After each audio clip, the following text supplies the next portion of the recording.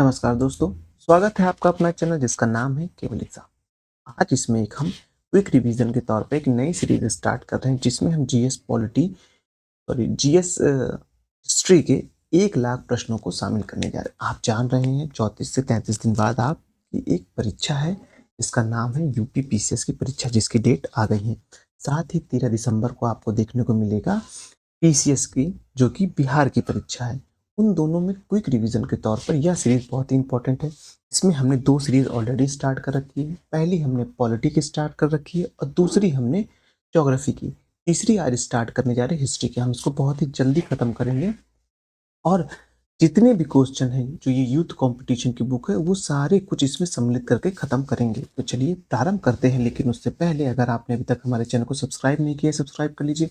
Video अच्छे लग रहे हैं लाइक करिए और अपने कोई सुझाव हो तो उसके लिए कमेंट ज़रूर करिए। इसमें सबसे पहले हम जो पढ़ेंगे वह पढ़ेंगे हमारा आधुनिक भारत, क्योंकि आधुनिक भारत से अधिकतर पोर्शन इस समय बन रहे हैं। आधुनिक भारत पढ़ेंगे, फिर पढ़ेंगे हम लोग मध्यकालीन भारत के बारे में।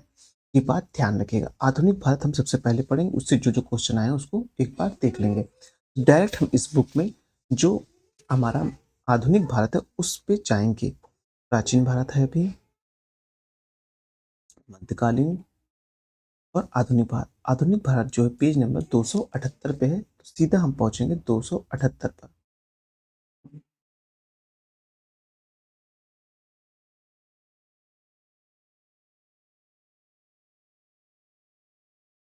ये देखिए 278 एक तरफ प्रश्न है और सीधा उसका उत्तर दिया हुआ है, क्योंकि इसमें 1 लाख प्रश्नों के इतिहास के अब तक जो विभिन्न परीक्षाएं में आए हैं उनको सम्मिलित किया गया है। तो चलिए प्रारंभ करते हैं। सबसे पहला टॉपिक आएगा हमारा जो परंपरागत चलता है, जैसे आधुनिक कंपनियों का भारत में आगमन। इसमें क्रम लगाने को, इस प्रश्न आजकल जो प्रश्न बन रहे हैं उसमें क्रम लगाने के आ रहे हैं। चलिए, पुर्तगाल, तब आप जानते हैं सबसे पहले पुर्तगाली आए हुए थे।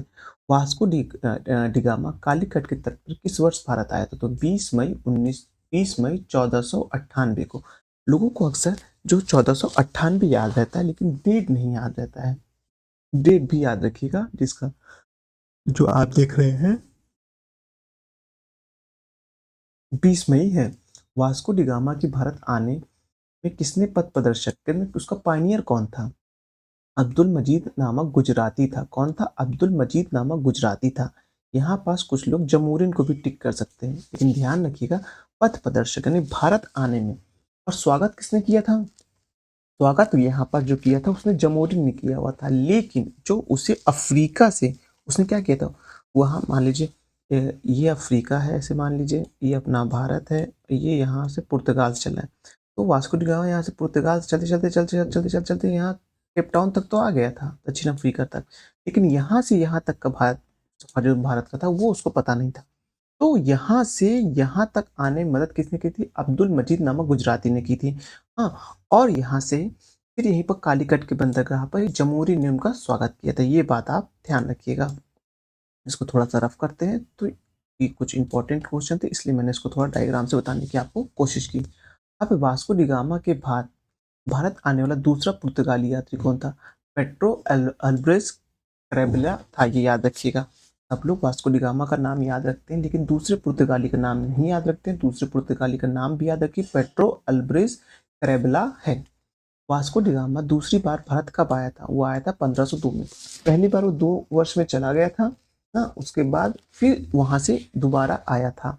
वास्को डिगामा तीसरी बार भारत कब आया और उसकी मृत्यु कहाँ हुई? तो उसकी मृत्यु 1524 ईस्वी में कोचीन में हुई, यानी कि 1524 में वो तीसरी बार भारत आया था। पहली बार 1498 20 मई 1498 में, दूसरी बार 1502 में और तीसरी बार भारत आया था 1524 में, जहां वो कोचीन में उसकी मृत्यु हो गई थी। इसने वास्को डिगामा का कालीकट में स्वागत किया था। तो उस समय कालीकट के तत्कालीन प्रशासक जमोरिन ने किया था। जब जमोरिन ने इसका स्वागत किया था तो इस समय इंडिया में उसका बहुत विरोध चल रहा था, क्योंकि सबको ये लग रहा था कि जो विदेशों से व्यापार हो रहा है उसमें हमारी जो विदेश की कंपनियां आ रही हैं वो क्या करेंगी, भारत में फिर से कॉलोनाइज करने लगेंगी। यहाँ से जो मुसलमानों का जो व्यापार चलता था, जो इंडिया से सबसे पहले जाके अपनी कंट्री में रखते थे और अपनी कंट्री से वहाँ से यूरोप को भेजते थे। तो जितने भी गरम मसाले यूरोप में कैसे जाते थे, वो जो आप देखेंगे सऊदी अरब होते हुए इस रास्ते से जाते थे। तो मुसलमानों ने इसका विरोध इसलिए किया था कि आप मेरे व्यापार में, जो हम ट्रांसपोर्टेशन का व्यापार करते हैं, उसमें आप क्या कर रहे हैं? उसमें आप किसी थर्ड पार्टी को इंक्लूड कर रहे हैं। इसी कारण से जो उस समय के प्रशासक थे वो जमहूरियन का विरोध कर रहे थे। लेकिन जमहूरियन इस बात को जान रहा था कि अगर हम थर्ड पार्टी को डायरेक्ट अपना सामान सेल करेंगे, यानी कि कस्टमर को अगर कंपनी सीधा अपना जो अगर शेयर सामान देगी, तो उसकी सामान की लागत कम और उसका फ़ायदा ज़्यादा बढ़ेगा। इसलिए जमहूरियन ने यहाँ से क्या कहते हैं वो वास्को डी गामा का स्वागत किया था, क्योंकि वो जान रहा था जब गरम मसाले वहाँ यूरोपीय कंट्री को चाहिए। उस समय गरम मसाले यूज़ क्यों होते थे आपको पता है? क्योंकि जो मांस होती थी, जो भी नॉनवेज होता था, पहले के ज़माने में फ्रिज तो होता नहीं था, तो क्या होता था समय के साथ जो खराब हो जल्दी खराब हो जाती थी मांस। लेकिन अगर उसमें आप जो लौंग वोंग लगा के अच्छे से मसालों से अच्छे से अगर उसका आवरण कर देते थे, तो खराब देरी में होता था और स्वाद भी अच्छा रहता था। इसलिए भारत से मसालों का व्यापार वहाँ ज़रूर होता था। ये बात आप ध्यान दें कि मसाले का व्यापार क्यों होता था?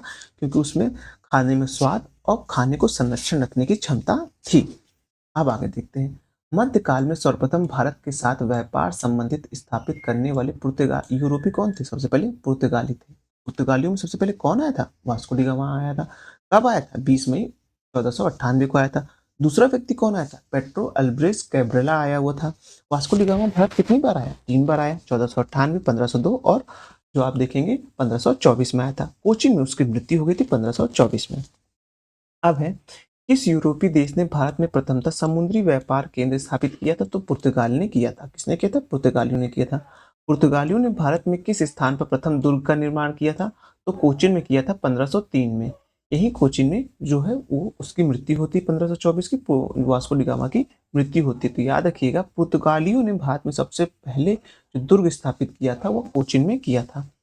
अब है, पुर्तगाली उपनिवेश का प्रथम वायसराय भारत में कौन बन के आया? तो फ्रांसीसी डी अल्मीडा बन के आया था। ये बात रखिए, अच्छे से ध्यान रखिएगा। पुर्तगाली उपनिवेश का प्रथम वायसराय भारत में कौन बन के आया था? वो फ्रांसीसी डी अल्मीडा बन के आया था।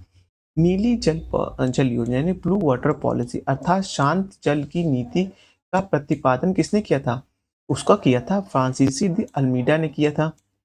ये एक प्रकार की आपको परिवहन, मतलब कि समुद्री परिवहन की एक नीति हुआ करती थी, जिसमें पुर्तगालियों के द्वारा सुरक्षित तौर पर कुछ लगान लेके या कुछ कर लेकर के आपको शांतिपूर्ण दूसरे क्षेत्र में पहुंचाया जाता था, जो कि समुद्री मार्ग से हुआ करता था। उसे ही ब्लू वाटर पॉलिसी कहते हैं।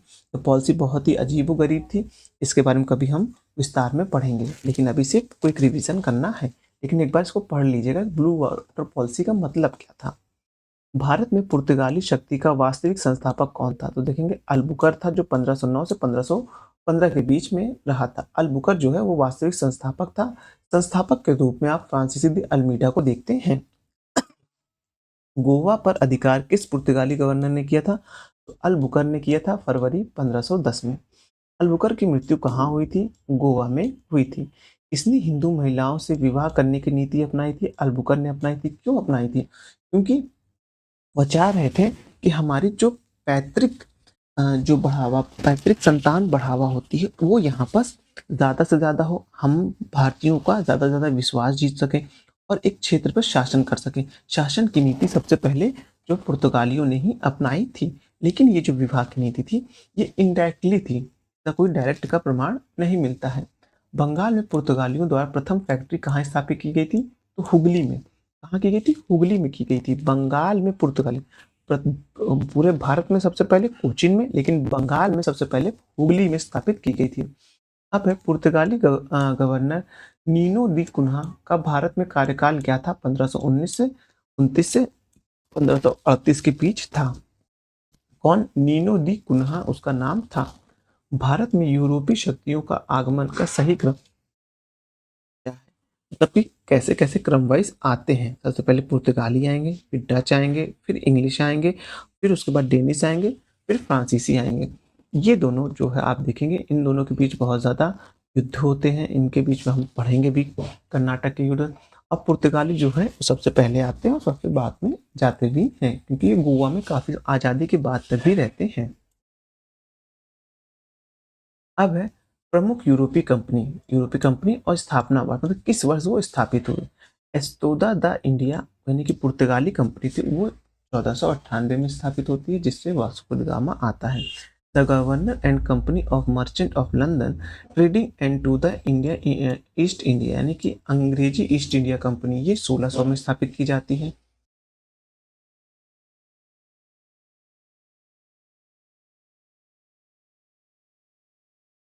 अब उसके आगे देखते हैं कि वेरिंग द ओन्स्ट इंडियन कंपनी, डच की इंडिया कंपनी कब आती है? ये 1602 में आती है। ये बात आप ध्यान रखिएगा, एक बार देख लें यार, नहीं आ रहा है,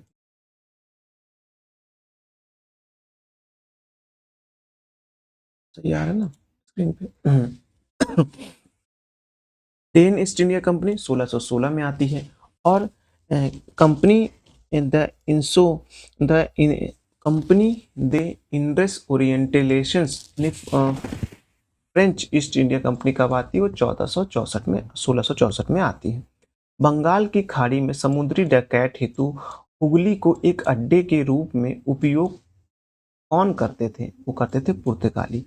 पुर्तगाली हुगली को समुद्री डकैत के रूप में, ये 2019 के आईएएस में प्रश्न आया था। आईएएस का जो यूपीएससी का प्रश्न पत्र होता है उसमें यह प्रश्न आया था कि हुगली को डकैती का मतलब कि समूह की डकैती का अड्डा कौन बना रखा था? तो पुर्तगालियों ने बना रखा था। पुर्तगालियों ने ही जो है हुगली में ही अपना दूसरा कारखाना स्थापित किया था, बंगाल में पहला और स्थापित किया था। अपना भारत का पहला पुर्तगालियों ने कहाँ स्थापित किया था? अभी पीछे पड़ा था, कोचिन में स्थापित किया था। ये वही कोचिन है जहाँ पर वास्को डी गामा की मृत्यु होती है। अब है पौंडीचेरी में सर्वप्रथम अपना उपनिवेश किसने स्थापित किया था? वो स्थापित किया था पुर्तगालियों ने। भारत में तंबाकू और लाल मिर्च की खेती किसकी देन है? वो देखेंगे पुर्तगालियों की। तंबाकू, लाल मिर्च, अलमारी, अलमारी को तो उत्पादन नहीं है, कि वो है मतलब कि एक उत्पाद है जो लकड़ियों को काट के बनाया जाता है, अलमारी, ये सब किसकी देन है? आप देखेंगे तो पुर्तगालियों की देन है। तो तंबाकू और लाल मिर्च किसकी देन है? वो पुर्तगालियों की देन है। आलू और मक्का कौन भारत लाया था? आलू और मक्का भारत में पुर्तगाल लाए थे, क्योंकि मोटे अनाज में यह आते हैं। ये बात आप ध्यान रखिएगा। अब आएगा डच। अब क्रम वाइज चल रहे ना, कौन कौन कंपनी आई थी? तो पुर्तगाल आई थी, डच आई थी, इंग्लिश आई है, फ्रेंच आई है, इस तरह आती हैं। अब पुर्तगाली के पश्चात किसने यूरोपीय कंपनी का भारत में आगमन हुआ? तो डचों का आगमन हुआ। डच कहाँ के निवासी थे? नीदरलैंड यानी हॉलैंड के थे। अब ध्यान रखें, नीदरलैंड के देश भी अब कहते हैं धीरे धीरे क्रिकेट में आ रहा है, आपको पता है। अब उसके बाद है कि डच कंपनियों का नियंत्रण किसके हाथ में था? तो सरकार के हाथ। तो डच कंपनी कैसी कंपनी थी? सरकारी कंपनी थी। तो वहीं जो पुर्तगाली कंपनी कैसी प्राइवेट थी, और सबसे ज़्यादा प्राइवेट कंपनियों में से एक देखेंगे, पूरी तरह से प्राइवेट थी, वो देखेंगे आप, ईस्ट इंडिया कंपनी थी। इसलिए उसका रेगुलेशन बहुत ही अच्छे से चलता था। सरकार के पास हजार काम होते हैं, इसलिए देखिए पीयूसी आज भी कहते स्थापित किए जा रहे हैं, इसमें से नवरत्न और महारत्न इस तरह की कंपनियां निकलती हैं। अब भारत के साथ व्यापार के लिए गठित दूसरी संयुक्त पूंजी कंपनी कौन थी? वो देखेंगे डच ईस्ट इंडिया कंपनी है, जो कि 1602 की है। अब है इस व्यापारिक कंपनी ने मुगल सम्राट के दौरान 1605 ईस्वी में भारत में पट्टनम में अपने ठिकाने स्थापित किए थे। तो वो किए थे, डचों ने किए थे। डचों की पहली कंपनी बंगाल में कहाँ स्थापित की गई थी? तो पीपली में की गई थी। पीपली में की गई थी।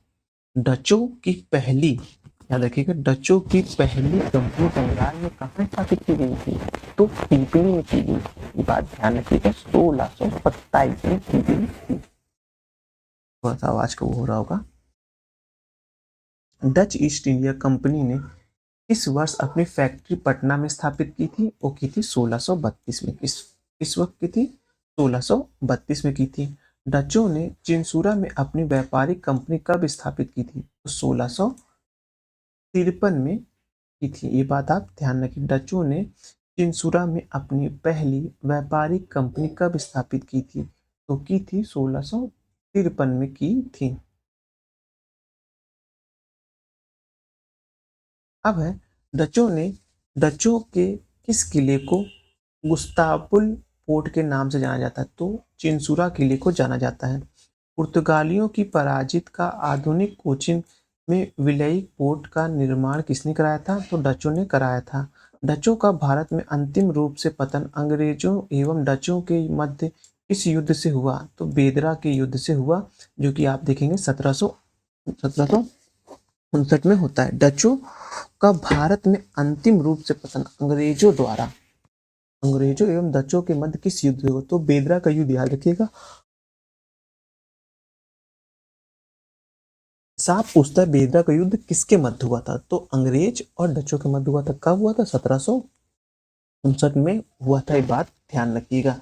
अंग्रेजों के साथ आप कई देशों के युद्ध से देखने को मिलेंगे, आगे भी मिलेंगे। अब है भारत में डचों द्वारा स्थापित प्रमुख व्यापारिक केंद्र हैं। कौन कौन से देखेंगे आपको देखने को मिलेंगे? मसूलीपट्टनम थे डचों द्वारा, मसूलीपट्टनम, नागपट्टनम, पटना, चिंसुरा, कोचीन, सूरत, भरूच और आगरा थे। अब डचों ने कहाँ से पगोडा नामक सिक्के जारी किए थे? तो पुलिकट से जारी किए। सोचिए, अपने सिक्के जारी करने की क्षमता इन लोग के पास आ गई थी। यानी कि ये लोग कैसे भारत की राजनीति में इन्वॉल्व हो रहे थे। सपोज करिए, अभी एलॉन मस्क की कंपनी, अभी अब जो बाइडेन जीत के आया है, ट्रम्प जीत के आए हुए हैं अभी अमेरिका में। हाँ, अब उनका जो है एलॉन मस्क ने बहुत खुलेआम समर्थन किया था। अब अब एलॉन मस्क को क्या होगा फायदा? एलॉन मस्क को भारत में एंट्री करने में आसानी मिलेगी, क्योंकि वो ट्रम्प से कह के अप्रत्यक्ष रूप से भारत सरकार पर दबाव बना सकते हैं कि हमको जो है अमेरिका की मार्केट, इंडिया की मार्केट में जाने दिया जाए। तो सोचिए, अगर वो यहाँ इंडिया आ जाती है, इंडिया आने के बाद ये इतनी शक्तिशाली कंपनी बन जाती है कि अपना एक रुपए जारी कर सके, यानी कि अपनी एक खुद की मुद्रा जारी कर सके। देखिए ना, एक देश में दो प्रत्यक्ष सरकार चल रही है कि नहीं? तो इस प्रकार से ये देख सकते हैं। इसलिए रुपए किसी को जारी या तो पैसा किसी को जारी करने की अनुमति नहीं दी जाती किसी भी कंपनी को, लेकिन सब अपना कूपन जारी करते हैं, जिसमें कहते हैं नहीं कि आप 500 रुपये का कूपन खरीद लीजिए, आपको 500 के दर पे जो 700 का सामान होगा वो 500 रुपये ही देना पड़ेगा। तो उसकी वैल्यू तो कम हो ही जाती है ना कूपन से। इसीलिए यहाँ कूपन जारी कराए जाते हैं। कुछ जगह देखे जाएंगे तो लोग गिफ्ट के तौर पे कार्ड खरीद लेते कि जाइए आप उस स्पेसिफिक स्टोर पे जाकर आप खरीद सकते हैं। फोन पे, गूगल पे से कुछ पेमेंट करते हैं तो उसमें देखिए कूपन मिलता है। वो कूपन सिर्फ उनके द्वारा ही निर्धारित चीज़ों पर ही रिडीम होगा। तो ये बात आप ध्यान रखिएगा। तो ये जो होता है ना, ये अगर आपने सिक्के जारी कर पा रहे हैं, अगर सोचिए कोई कंपनी अपनी खुद की मुद्रा जारी कर रही है तो कितनी बड़ी बात हो जाती है। तो सोचिए, उस समय डचों का भी प्रभाव बहुत ज़्यादा था। उन्होंने पुलिकट में अपना एक सिक्का जारी किया था। अब आ रहा है अंग्रेजों के बारे में। इनका इतिहास भारत के इतिहास से ही चलता है। ये बात ध्यान रखिएगा कि अंग्रेज एक ऐसे देश से आए हुए थे जहां शोषणकारी नीतियों को भारतीय मानसिकता पर इस तरह लागू किया गया जैसे मानो शोषणकारी नीति ही भगवान द्वारा अवतरित नीति बनाई गई है। मतलब आज भी भारतीयों के मन में जो मस्तिष्क है उसमें गोरे, काले, जाति, रंग, ये सब का जो एक लेप लगा हुआ है वह अंग्रेजों की ही देन है। भारत आज जो भी समस्याओं से ग्रसित है, चाहे वो भारत पाकिस्तान का विभाजन हो, चाहे वह कश्मीर मुद्दा हो, चाहे वह आपका न्यूक्लियर एनर्जी हो, चाहे वो भारत को विकसित करने में एलपीजी मॉडल को ना देना हो, चाहे साइंस टेक में क्रायोजेनिक इंजन ना देना हो, चाहे डेवलपमेंट में एआई की टेक्नोलॉजी ना देना हो, वो सब कुछ अंग्रेजों की ही देन है। ये सब कि ये भारत को यह पीछे खींचने के लिए बहुत पहले से एक विचारधारा चल रही है। तो ये बात आप ध्यान रखिएगा। अब चलिए अंग्रेजों के बारे जितने भी प्रश्न बने उनको देख लेते हैं। इस ब्रिटिश कंपनी को भारत में व्यापार करने का पहला अधिकार पत्र प्राप्त हुआ, यानी कि ब्रिटेन की सरकार ने एक अधिकार पत्र जारी किया कि 15 वर्षों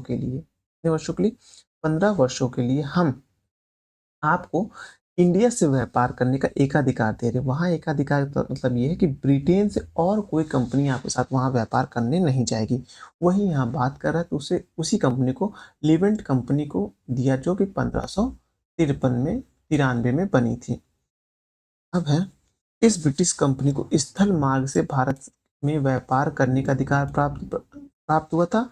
तो लिवेंट कंपनी को 1593 में प्राप्त हुआ था और ईस्ट इंडिया कंपनी को 1599 में प्राप्त हुआ था, जो कि समुद्री मार्ग से था। लेकिन जब स्थल मार्ग की बात आएगी तो हमेशा ध्यान रखिएगा, स्थल मार्ग में लिवेंट कंपनी का नाम आता है। ये बहुत ही इंपॉर्टेंट टर्म आ रहा है, जो कि बहुत ही अच्छी बात है, क्योंकि यहाँ से प्रश्न अगर बन चुके हैं, ये सारे प्रश्न ही तो हैं, अगर ये प्रश्न बन चुके हैं तो यकीनन ये प्रश्न आपकी बार आने की संभावनाएं हैं। भारत के साथ व्यापार के लिए सर्वप्रथम संयुक्त पूंजी कंपनी किन लोगों ने प्रारंभ की थी? तो अंग्रेजों ने प्रारंभ की थी। कौन ब्रिटिश यात्री कौन ब्रिटिश यात्री 1599 ईस्वी में स्थल मार्ग से भारत आया था? तो जॉन मिल्डन हॉल आया था, वो स्थल मार्ग से आया था। स्थल मार्ग से आएगा तो जाहिर सी बात है लिवेंट कंपनी का ये व्यक्ति था जो स्थल मार्ग से भारत आया था। जॉन जॉन मिल्डन हॉल है इसका नाम। अब है आरंभ में महारानी ने ईस्ट इंडिया कंपनी को कितने वर्ष तक व्यापार करने का एकाधिकार प्रदान किया था? तो 15 वर्ष के लिए किया था, यानी कि 1509 ईस्वी में से अनिश्चित काल तक कर दिया गया था। यानी कि जब 1600 में कंपनी आई भारत में, 15 वर्ष का उसको एकाधिकार दिया गया था कि एकाधिकार आपका 15 वर्ष तक का है, जिसमें जो ब्रिटेन से और कोई कंपनी व्यापार करने नहीं जाएगी। लेकिन फिर 1509 का वक्त आता है, 9 वर्ष बाद बोला जाता है ये आपका अनिश्चित काल तक का आपका एकाधिकार दिया जा रहा है। फिर लेकिन समय बदलता है, 1813 का एक्ट देखेंगे। 1813 के एक्ट में कंपनी में ये बदलाव आता है ब्रिटिश सरकार की तरफ से कि अब आपका एकाधिकार समाप्त किया जा रहा है। एकाधिकार पूर्णतः नहीं समाप्त किया गया था।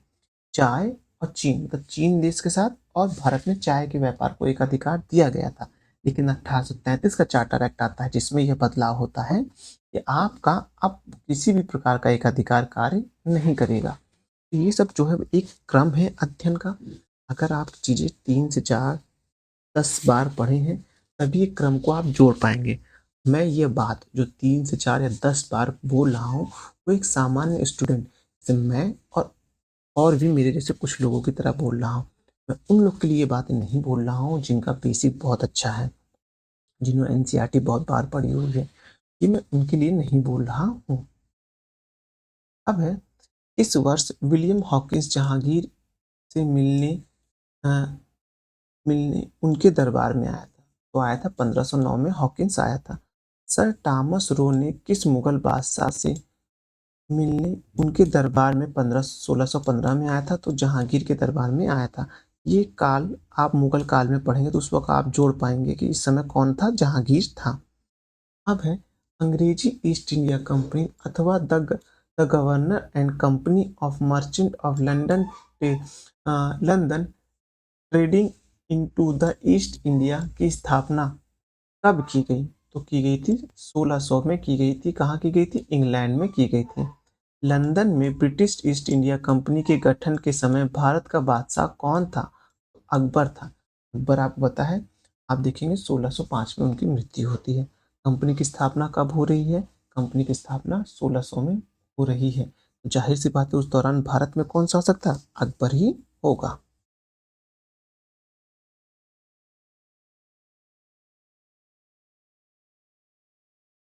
महारानी एलिजाबेथ भारत ने महारानी एलिजाबेथ प्रथम ने इस कंपनी को समुद्री मार्ग से ईस्ट इंडिया के साथ व्यापार करने का पहला अधिकार पत्र प्रदान किया था। वह किया था the governor and company of merchant of London trading into the east India 31 दिसंबर 1600 में किया था। भारत में अंग्रेजों ने अपनी पहली फैक्ट्री कहाँ स्थापित की थी? सूरत में की थी 1608 में। कुछ सूत्रों से अंग्रेजों की प्रथम फैक्ट्री 1611 में मसूलीपट्टनम से प्राप्त हुई थी। अब अंग्रेजों द्वारा सूरत में स्थापित स्थायी रूप से फैक्ट्री की स्थापना कब की गई थी? वो की गई थी 1613 में की गई थी। ये बात ध्यान रखिएगा। इस अंग्रेजी अधिकारी ने पुर्तगालियों को स्वावलंबनी के स्थान पर हराया था? तो थॉमस वेस्ट ने हराया था। ये बात ध्यान रखिएगा कि किस अंग्रेज अधिकारी ने पुर्तगाली को स्वाली के में हराया था? तो थॉमस वेस्ट ने हराया था। अब है गोलकुंडा, क्या गोलकुंडा के सुल्तान द्वारा अंग्रेजों को सुनहरा फरमान कब प्रदान किया गया था? वह किया गया था 1632 में किया गया था। अब है पूर्वी भारत में अंग्रेजों द्वारा प्रथम कारखाना कहाँ स्थापित किया गया था? तो बालासोर उड़ीसा 1633 में किया गया था। बात ध्यान रखिएगा। ब्रिटिशों ने सबसे पहले किस किले का निर्माण किया था? वो किया था फोर्ट सेंट जॉर्ज किला मद्रास, जो कि आप देखेंगे फ्रांसीसी डे का था, वो भी 1639 में था।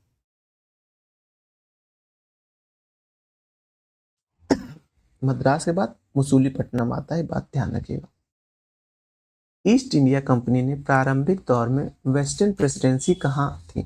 मतलब कि वेस्टर्न प्रेसिडेंसी कहाँ थी? सूरत के बाद, सूरत में थी, उसके बाद आप देखेंगे बॉम्बे में हो गई थी। ये बात ध्यान रखिएगा। ब्रिटिश ईस्ट इंडिया कंपनी ने बम्बई किससे प्राप्त किया था? तो पुर्तगालियों से प्राप्त किया, तो वो भी दहेज के रूप में प्राप्त किया था। वहाँ के राजा और ब्रिटेन के राजा में शादी हो गई थी रानी में, तो जिसके कारण उनको दहेज में वो 10 रुपए कुछ ऐसे करके कि 1 रुपए के हिसाब से उनको मिल गया था, सालाना के हिसाब से दहेज के रूप में मिल गया था।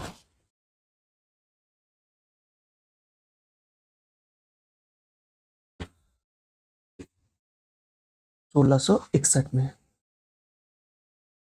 अब ईस्ट इंडिया कंपनी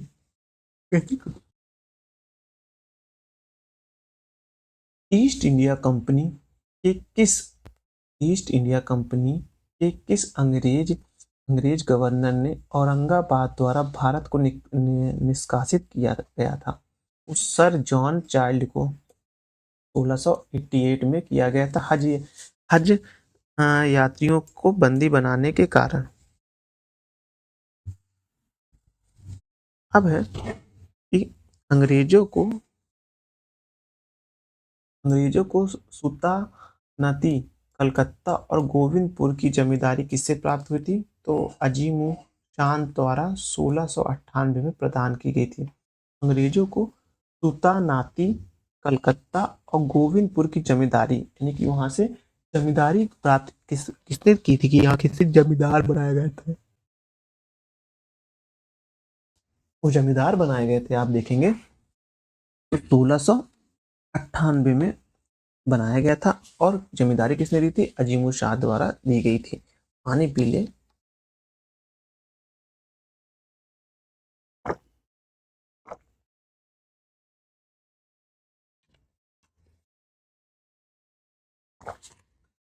अब उसके आगे देखने का समय आ गया है।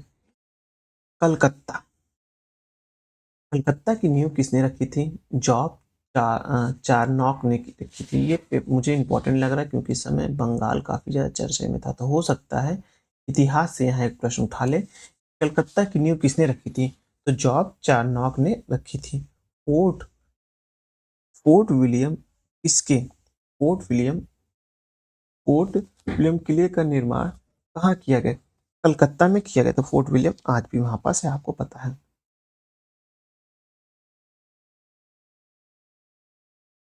फोर्ट विलियम का प्रथम प्रेसिडेंसी किसे नियुक्त किया गया था? तो चार्ल्स आयर को नियुक्त किया था। भारत में फोर्ट विलियम किस नदी के किनारे स्थित है? तो हुगली नदी के किनारे है।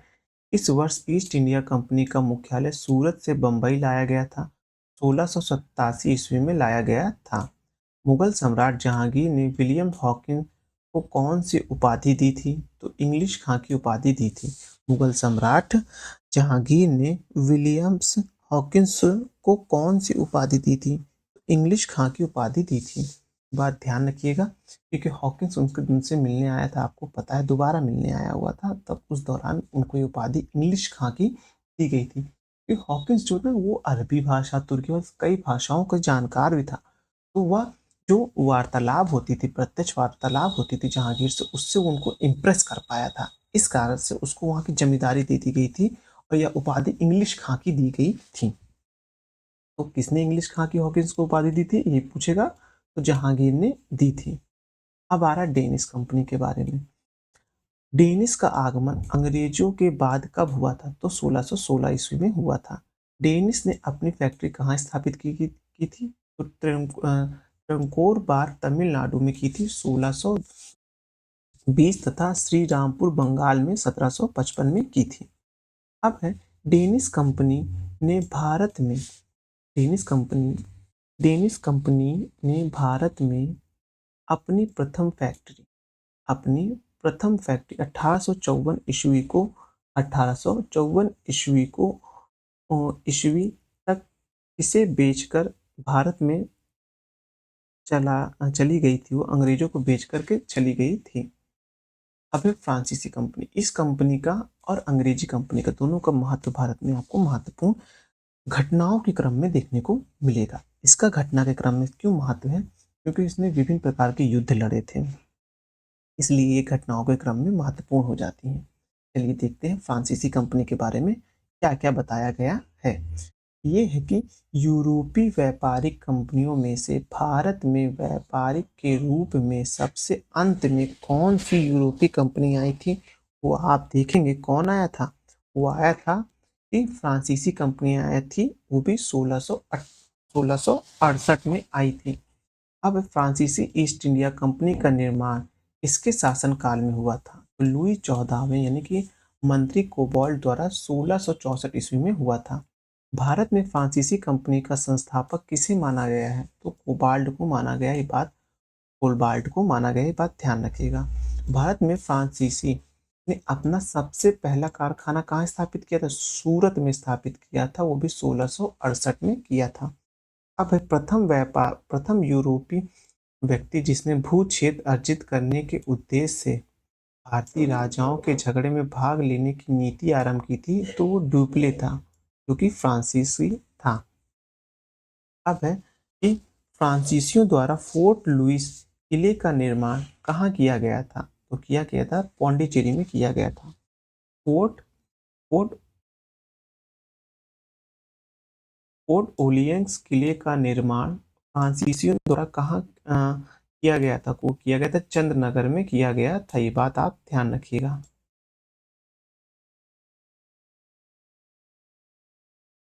फ्रांसीसी फ्रांसीसी दक्कन में शक्ति आंदोलन स्थापित करने में विफल रहे थे। कैसे विफल रहे थे? वो कह रहे थे, आप देखेंगे, क्योंकि अंग्रेजों की फौज शक्तिशाली थी। प्रथम कर्नाटक युद्ध का तत्कालीन कारण क्या था? तत्कालीन कारण में देखेंगे अंग्रेजों द्वारा फ्रांसीसी जहाजों का अधिग्रहण यानी कैप्टन बर्नर द्वारा था। अब है कर्नाटक युद्ध किसके मध्य हुआ था? अंग्रेजों और फ्रांसीसियों के मध्य हुआ था।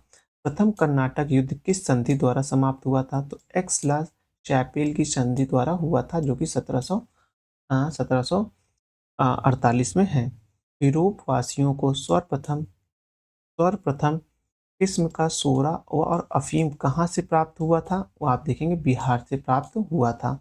इसकी अध्यक्षता में 1667 ईस्वी में फ्रांसीसी अभियान दल भारत आया था। तो वो देखेंगे फ्रांसीसी ईरान के द्वारा आया था।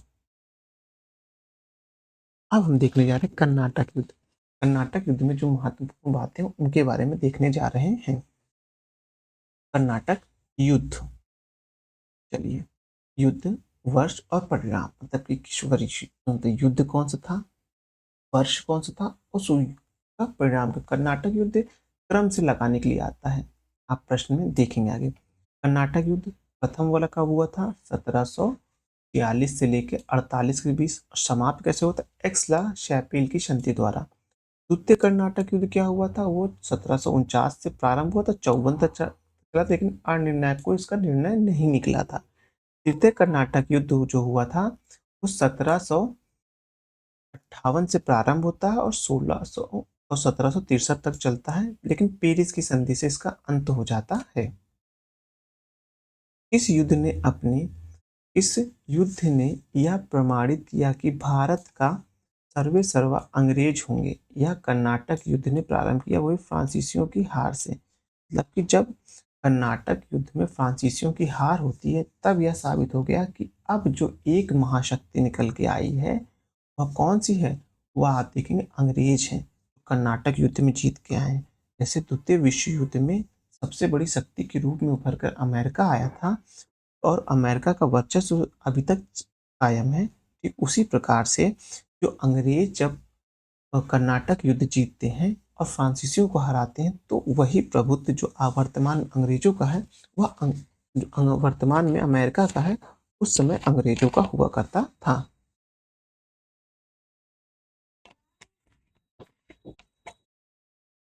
अब देख रहे हैं वॉन्डी वॉर्स का युद्ध जो कि आपको मिलेगा 1760। हाँ, 1760 किसके मध्य हुआ था? फ्रांसीसियों तथा अंग्रेजों के मध्य हुआ था। उस फ्रांसीसी सेनापति का नाम बताइए जो 1760 ईस्वी में वॉन्डी वॉर्स युद्ध में पराजित हुआ था। वो काउंट डी लाली था जो कि अंग्रेजी सेना का नेतृत्व सर आयरकूट कर रहा था। याद रखिएगा वॉन्डी वॉर्स का युद्ध अक्सर पूछा जाता है कब हुआ था। तो वॉन्डी वॉर्स का युद्ध आप देखेंगे 1760 में हुआ था। फ्रांसीसी सेनापति थे और अंग्रेजों के बीच हुआ था। वॉन्डी वॉर्स का युद्ध पूछा था किन के बीच होता है? फ्रांसीसियों के बीच और अंग्रेजों के बीच होता है। और फ्रांसीसी का नेतृत्व कौन कर रहा था? काउंट दी लाली कर रहा था। काउंट दी लाली एक प्रकार से अयोग्य वो था, कहते हैं वायसराय था उस समय का। और अंग्रेजों की तरफ से सर आयरकूट कर रहे थे। यही आयरकूट थे जो उस समय आप देखेंगे वो अफगानिस्तान से भी लड़ाई कर रहे थे, आपको पता होगा। अब ईस्ट इंडिया कंपनी के बारे में यह कथन किसका है कि कंपनी एक असंगति है, परंतु यह उस व्यवस्था का भाग है जहां सब कुछ ही असंगत है। यह किसने कहा था? लॉर्ड मैकाले ने कहा था। लॉर्ड मैकाले प्रथम विधिक अधिकारी था, आपको पता होगा। 1840 का समय जब लॉर्ड मैकाले आया था उसने कहा था कि कंपनी एक असंगति है, मतलब उसमें कोई संगत नहीं है, कोई उसका रूल रेगुलेशन नहीं है, परंतु इस व्यवस्था का भाग है जहां सब कुछ असंगत है। ये बात ध्यान रखिएगा। लॉर्ड मैकाले ने कहा था। लॉर्ड मैकाले ही प्रथम विधिक अधिकारी हुआ करता था। हाँ, और अंग्रेजों जो इंग्लिश कल्चर आया, इंग्लिश स्टडी कल्चर आया, वो मैकाले की ही देन है। इसलिए लोग अक्सर ऐसे अपनी स्थानीय भाषा में बोल देते हैं जब कोई अंग्रेज इंग्लिश बोलता है कि मैकाले की औलाद हो क्या। अब है कौन भारत में सबसे पहले आया था और सबसे बाद में गया? तो पुर्तगाली सबसे पहले 1498 में आते हैं, सबसे बाद में जाते हैं। अब यहाँ से एक नया चैप्टर स्टार्ट हो रहा है जिस चैप्टर का नाम आप देख पा रहे हैं, भारत के प्रमुख क्षेत्रीय राजाओं के साथ ईस्ट इंडिया कंपनी के संबंध। यानी बंगाल के साथ कैसे संबंध थे, सूरत के साथ यानी बंबई के साथ कैसे संबंध थे, कर्नाटक के साथ कैसे संबंध थे, हैदराबाद के साथ कैसे, पंजाब के शासक के साथ कैसे संबंध थे। तो विभिन्न क्षेत्रों में जो ईस्ट इंडिया कंपनी थी उनके कैसे कैसे संबंध थे, कहाँ उन्होंने रैयतवाड़ी प्रथा लाई, इस तरह के जो प्रश्न हैं वो इसमें आपको देखने को मिलेंगे। एक बार देखते हैं समय कितना हो रहा है, नहीं होगा तो हम इसको भी इसके साथ ही खत्म करेंगे। अभी 37 मिनट हो रहा है। अब हमें क्या करना है? ज्यादा से ज्यादा रिवीजन करना है। क्यों रिवीजन करना है? ताकि हम अपने पेपर में अच्छे सा परफॉर्मेंस कर सकें। उसके लिए हमें क्या पढ़ना होगा? उसके लिए हमें अभी आगे बढ़ना होगा।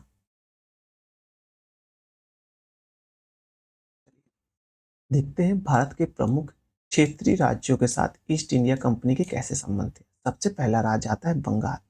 बंगाल ही क्यों आता है आपको पता है? बंगाल उसमें सबसे समृद्ध राज्य था। इस जैसे ऐसे हम समझिए कि इंडियन पॉलिटिक्स वर्तमान की पॉलिटिक्स है, अगर उसमें आपको सेंटर में सरकार बनानी है तो आपको यूपी जीतना इंपॉर्टेंट हो जाता था, क्योंकि यूपी में 80 सीटें आती हैं। ठीक उसी प्रकार आप देखेंगे उस समय अगर कंपनियों को व्यापार करना है तो बंगाल सबसे ज्यादा समृद्ध राज्य हुआ करता था। इसलिए हम बंगाल को हर जगह पढ़ते हैं। अब चलिए प्रारंभ करते हैं। बंगाल में अंग्रेजों की प्रथम कोठी कब और कहाँ बनाई गई? तो 1651 में हुगली में बनाई गई थी। अंग्रेजों द्वारा कहाँ बनाई गई थी? हुगली में बनाई गई थी, बंगाल में, वो भी। ये बात आप ध्यान रखिएगा। अब है बंगाल के स्वतंत्र राज्य का संस्थापक कौन था? मुर्शीद कुली खान था। यानी बंगाल को स्वतंत्र राज्य, मतलब कि आप देखेंगे कि मुगल बादशाहों से भी अलग कर दिया, मतलब कि अलग कर दिया था और वो स्वतंत्र राज्य स्थापित किया था, मुर्शीद कुली खान ने किया था। मुर्शीद कुली खान को बंगाल का दीवान तथा नायब गवर्नर का पद किसने दिया था? तो दिया था औरंगजेब ने दिया था। मुर्शीद कुली खान ने बंगाल की राजधानी को ढाका से हटाकर कहाँ स्थानांतरित किया था? मुर्शिदाबाद। मुर्शीद कुली खान ने ही मुर्शिदाबाद ढाका से लेके गए थे। किस लिए? क्योंकि प्रशासनिक अस्थिरता होने के कारण। मुर्शीद कुली खान की मृत्यु के पश्चात बंगाल का नवाब कौन बना? तो सिजाउद्दीन बना। ये बात ध्यान रखिएगा। घेरिया का युद्ध कब और किनके बीच हुआ? तो घेरिया का युद्ध आपको 1740 ईस्वी में सरफराज खां और अली वर्दी खां के बीच देखने को मिलता है। ये थोड़ा सा इंपॉर्टेंट मुझे लग रहा है, घेरिया का युद्ध। शायद ये आप देखेंगे स्पेक्ट्रम में उल्लेख है, लेकिन इतना नहीं कि एक प्रश्न बन जाता, लेकिन यहाँ प्रश्न बन गया है। अब है कि बंगाल क्या है? बंगाल के किस नवाब ने बंगाल में किस नवाब ने यूरोपी यानी अंग्रेजों की तुलना मधुमक्खी से की थी? वो अली वर्दी खान ने की थी। तो कहने का मतलब ये था कि अगर आप मधुमक्खी को पालते हैं तो आपको वो रस देती है, वो मधु प्रदान करती है, जिससे आपकी सेहत सही हो सकती है। लेकिन अगर आप मधुमक्खियों को छेड़ेंगे तो वह काट के आपके शरीर में जहर फैला देगी। ठीक उसी तरह अगर यूरोपीय कंपनी को भारत में व्यापार करने देंगे तो उनसे धन आएगा, उनसे यहाँ रोजगार उत्पन्न होगा। हाँ, तो इससे राज्य संपन्न होगा। लेकिन अगर उनको धन नहीं देंगे, उनको व्यापार नहीं करने देंगे, तो क्या करेंगे? वो सिर्फ एक काम करेंगे, वो आपकी राजनीतिक अस्थिरता लाकर आपकी सरकार गिराएंगे, आपके में यहाँ युद्ध करेंगे, जिससे आपको केवल नुकसान होगा। तो इसी को ध्यान में रखते हुए अली वर्दी खान ने किसने अली वर्दी खान ने कहा था कि यूरोपियों की तुलना मधुमक्खी से की थी। कहा था कि जब तक आप इनको छेड़ेंगे नहीं तो शहद मिलेगा, छेड़ेंगे तो आपको जहर मिलेगा। अब है बहुचर्चित ब्लैक होल की घटना किसके समय हुई थी? सिराजुद्दौला के समय हुई थी। ब्लैक होल एक काल्पनिक घटना थी, जिसको बाद में इतिहासकारों और अन्य व्यक्तियों ने भी जांच के दौरान, जब उस समय जांच हुई तो पाया था ये एक फेक न्यूज़ थी, जिसमें कहा गया था करीबन 143 से ज़्यादा अंग्रेजों को एक छोटे से कमरे में कैद करके रख दिया गया था, और उसमें 24 घंटे बाद जब ओपन किया गया तो 2 या 3 व्यक्ति बचे हुए थे, बाकी सब मौत के घाट उतर गए थे। इसी को ही ब्लैक होल की घटना कहा जाता है। और यह घटना किसके समय हुई थी? सिराजुद्दौला के समय हुई थी। अब है अली अलीनगर की संधि फरवरी 1757 ईस्वी को किसके मध्य हुई थी? सिराजुद्दौला एवं क्लाइव के मध्य हुई थी। बात ध्यान रखिएगा, अलीगढ़ की संधि अलीनगर की संधि 1757 किसके मध्य होती है? सिराजुद्दौला एवं क्लाइव के मध्य होती है।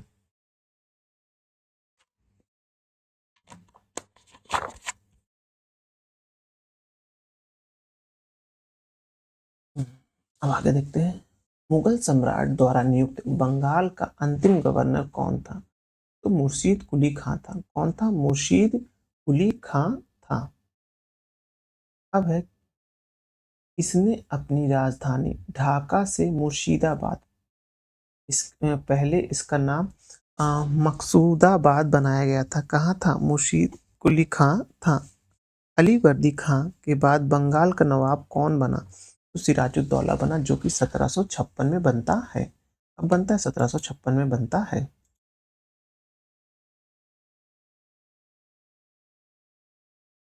चलिए आगे देखते हैं।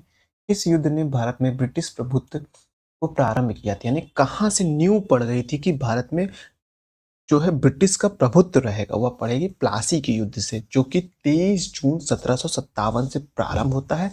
और फिर बक्सर के युद्ध में यह पूरी तरीके से स्थापित, मतलब ये निर्णायक रूप से हो जाता है कि भारत में अब कौन शासन करेगा, अब ब्रिटिश करेंगे। तो नींव पड़ना अलग बात होती है और बिल्डिंग दिखना अलग बात होती है। नींव पड़ गई थी प्लासी के युद्ध में और बिल्डिंग दिख गई थी बक्सर के युद्ध में। अब है इंग्लैंड की ईस्ट इंडिया कंपनी की भारत में प्रथम निर्णायक सैन्य सफलता किसे मानी जाती? तो प्लासी के युद्ध में मानी जाती है।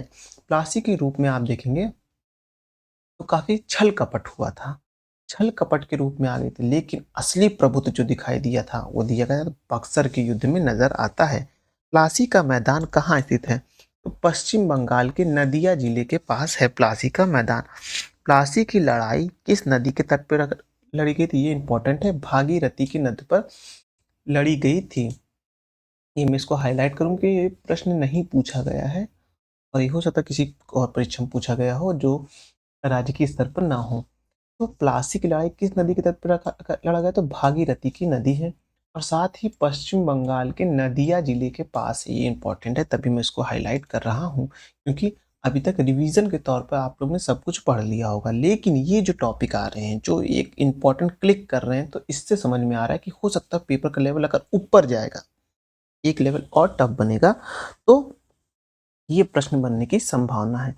अब सिराजुद्दौला लॉर्ड क्लाइव द्वारा किस युद्ध में परास्त हुआ था? वह हुआ था आपका प्लासी के युद्ध में हुआ था। कौन से युद्ध में हुआ था? प्लासी के युद्ध में हुआ था।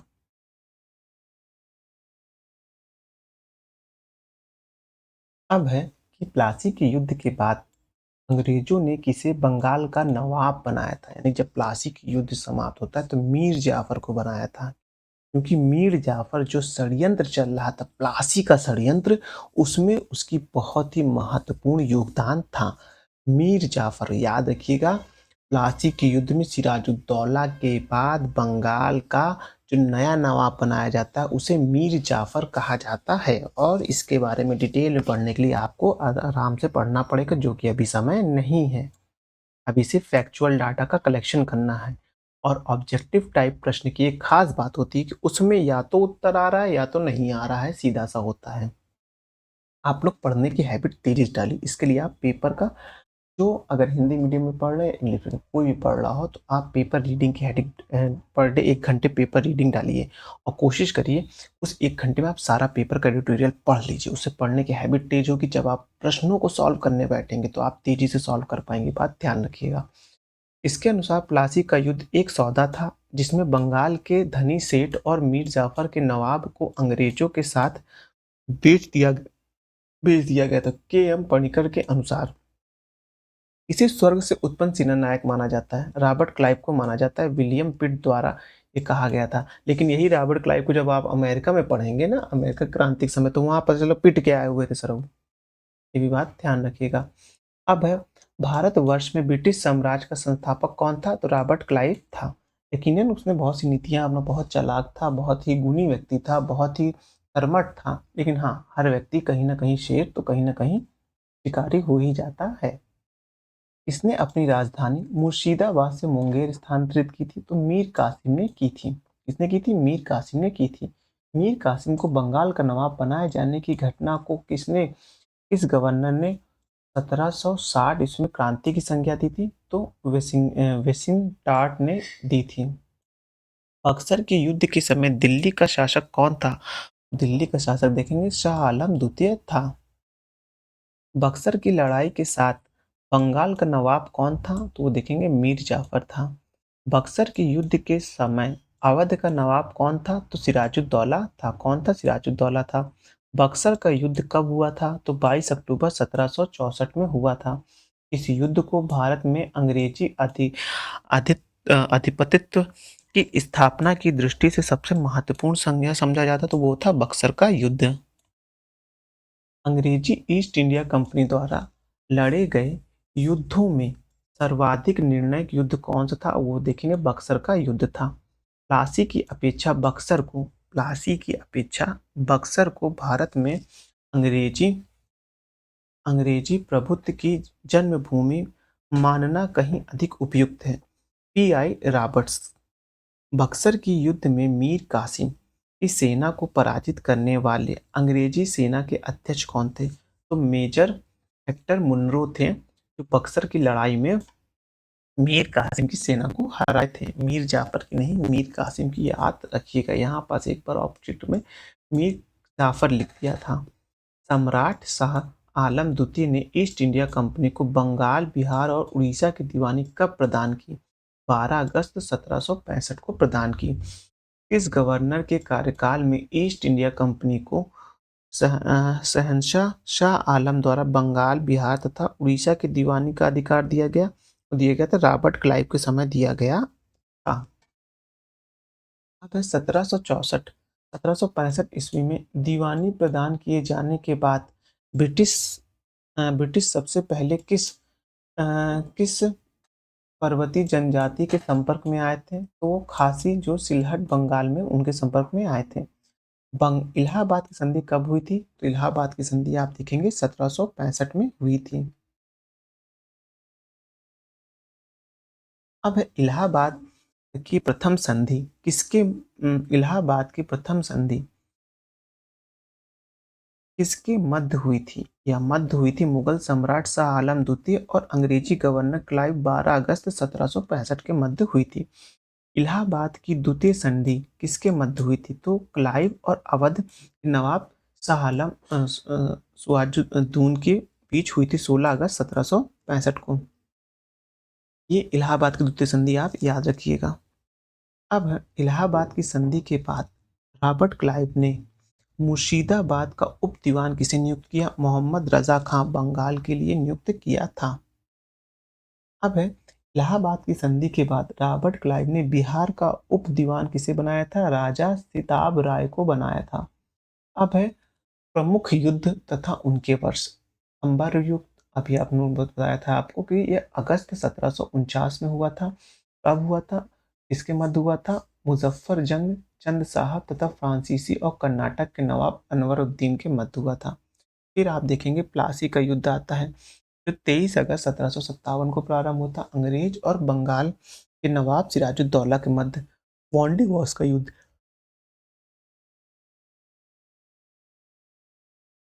वांडीवॉस का युद्ध में आपको देखने को मिलेगा जो आपको मिलेगा वांडीवॉस का युद्ध कब? 1760 में मिलेगा। अंग्रेज और फ्रांसीसी के स्टार्टिंग बताया था। वांडीवॉस का युद्ध इंपॉर्टेंट है इसलिए क्योंकि यहीं से काफी कुछ परिवर्तन देखने को मिलता है। फिर आता है बक्सर का युद्ध जो 22 अक्टूबर को होता है।